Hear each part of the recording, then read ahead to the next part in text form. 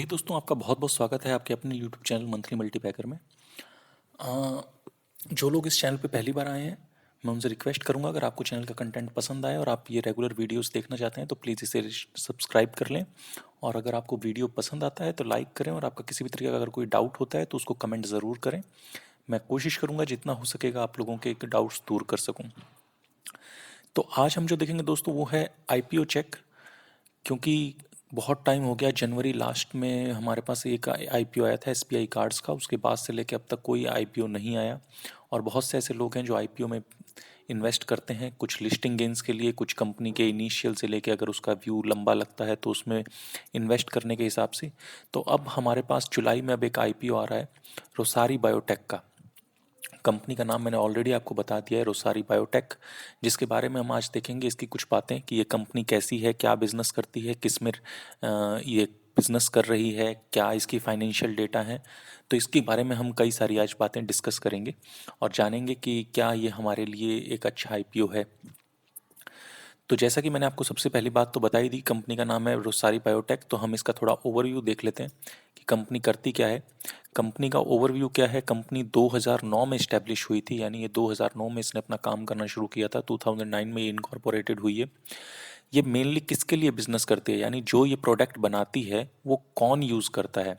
तो कौन यूज़ करता है, वो इसको apparel, animal and poultry feed and FMCG industries में जो प्रोडक्ट्स हैं, यानी ये जो कंपनियां हैं इनको ये रॉ मटेरियल या अपने जो तैयार प्रोडक्ट्स होते हैं वो इनको देती है और ये उसको यूज़ करते हैं। तो आप देख सकते हैं काफ़ी अलग अलग सेक्टर्स में ये इसके प्रोडक्ट्स यूज़ आ रहे हैं। तो इसका पोर्टफोलियो जो है वो डाइवर्सिफाइड हम इसको कह सकते हैं, क्योंकि ये काफ़ी अलग अलग शो कर रहा है कि मतलब अलग अलग केमिकल्स, इसके जो केमिकल्स हैं वो अलग अलग इंडस्ट्रीज़ में यूज़ आ रहे हैं। तो इसका पोर्टफोलियो डाइवर्सिफाइड कहा जा सकता है। अब तीसरी बात कि भाई कंपनी कहाँ कहाँ ऑपरेट करती है, तो ये टोटल 18 देशों में ऑपरेट करती है, 18 कंट्रीज़ में ऑपरेट करती है, जिसमें बांग्लादेश, वियतनाम और मोस्टली इसका इंडिया में ही है। जो ये बिज़नेस करती है वो ये क्या है, इसका जो बिज़नेस है मेनली वो इस केमिकल्स का है, स्पेशलिटी केमिकल्स। वो केमिकल्स किस में किस के उसमें यूज़ आते हैं, तो ये मेनली केमिकल्स जो हैं ये टेक्सटाइल के स्पेशलिटी केमिकल्स बनाती है, एनिमल और हेल्थ की न्यूट्रिशन प्रोडक्ट्स में यूज़ आते हैं, और होम और पर्सनल केयर परफॉर्मेंस के जो केमिकल्स होते हैं उनमें यूज़ आते हैं। तो ये कंपनी का बेनिफिट, हम मतलब ये मैन्युफैक्चर कहाँ कर रही है, तो मैन्युफैक्चर ये मेनली इंडिया में ही करती है। इसका जो मैन्युफैक्चरिंग यूनिट है वो सिलवासा दादर हवेली के आसपास है। तो ये इसके लिए एक प्लस पॉइंट भी है कि इसकी सारी की सारी मैन्युफैक्चरिंग यूनिट अभी इंडिया में ही है, तो इसे कहीं बाहर से कुछ नहीं लाना होता। इवन ये बॉम्बे में भी अपना एक नया प्लांट इसने बनाया है, ताकि जो भी इसको वहाँ से है अपना इजीली मैन्युफैक्चर वहाँ पे कर सके। और अब बात करते हैं कंपनी के प्रमोटर्स की, तो वो हैं एडवर्ड मेंस एंड मिस्टर सुनील चाहरी। तो ये कुछ कंपनी का ओवरव्यू था, कुछ बातें थी जो हमने जानी कंपनी से रिलेटेड। जब भी हम किसी कंपनी में इन्वेस्ट करते हैं या उसमें हम देखते हैं कि हमें इन्वेस्ट करना चाहिए क्या नहीं, तो उसके बारे में, उसके बिज़नेस के बारे में जानना बहुत ज़रूरी है।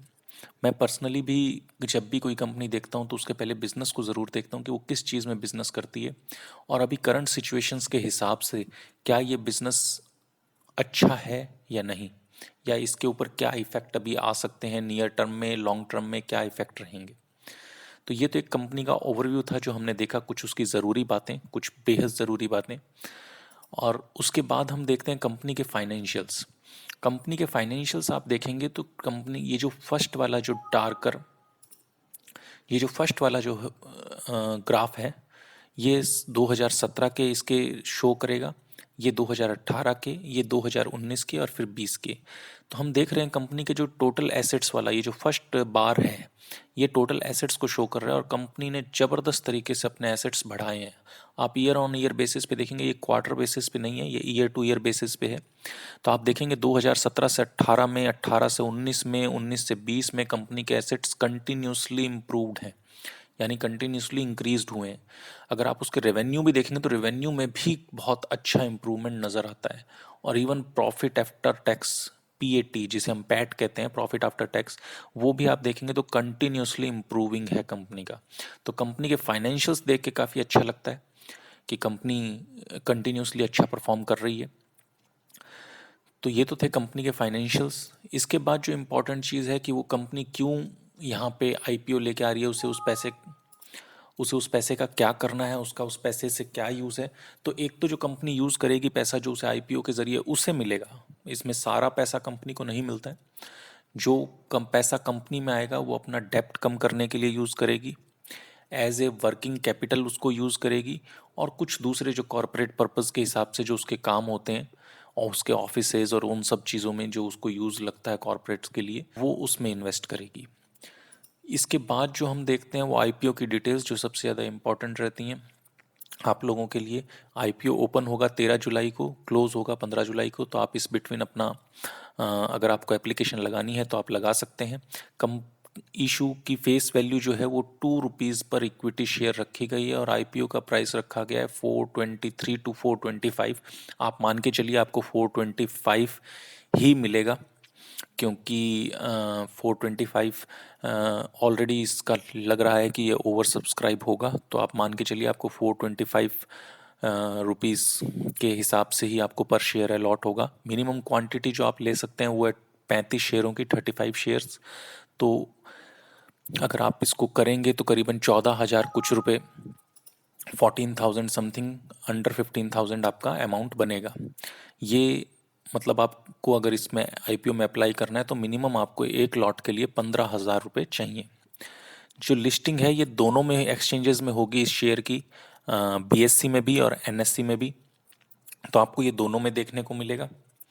उसके बाद हम देखें इसका पीई, तो पीई इसका देखते हैं 33.8, जो थोड़ा हमें ज़्यादा लगता है, क्योंकि अगर आप दूसरी केमिकल सेक्टर की कंपनियां देखेंगे जो ऑलरेडी वेल इस्टेब्लिश्ड हैं तो उनका पीई थोड़ा कम है इससे, लेकिन वो कंपेरेबल है।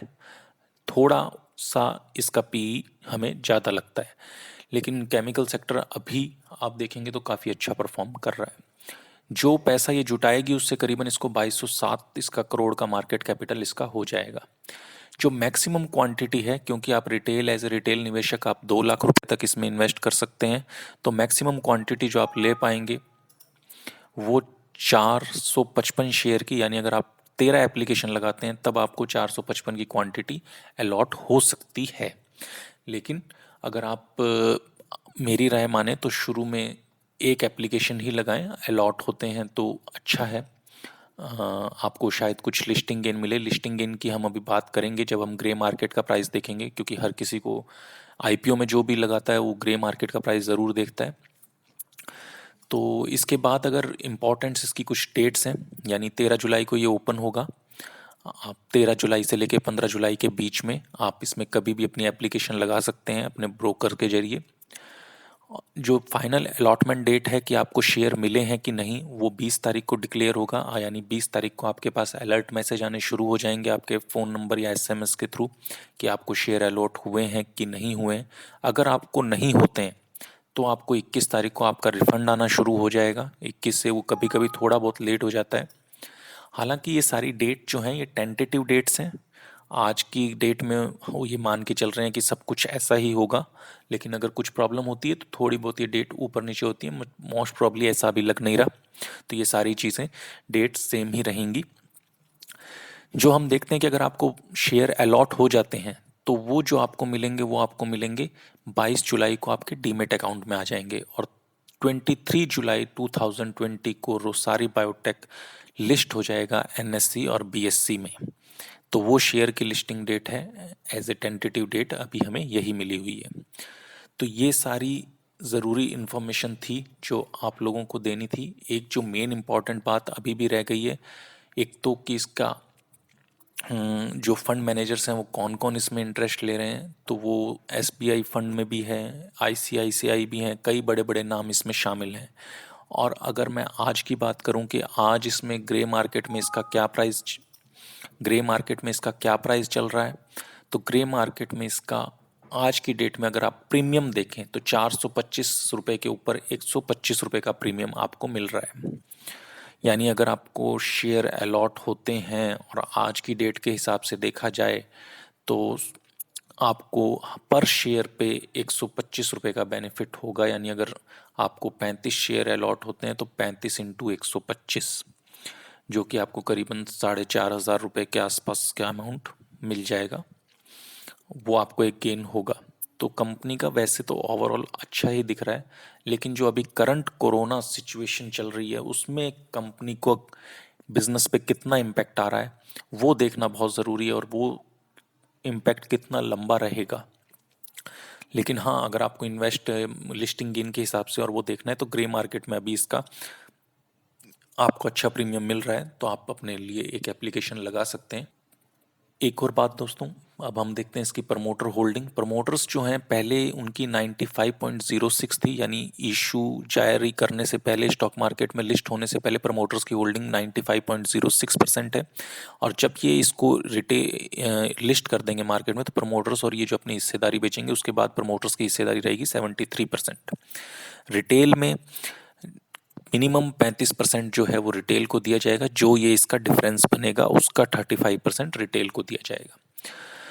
तो ये सारी बातें थी इस रोसैरी बायोटेक के बारे में। अगर आपको अच्छा लगा हो वीडियो तो लाइक ज़रूर करें, और जितना हो सके अगर आपको कोई डाउट हो तो इसको ज़रूर कमेंट करके मुझसे पूछें।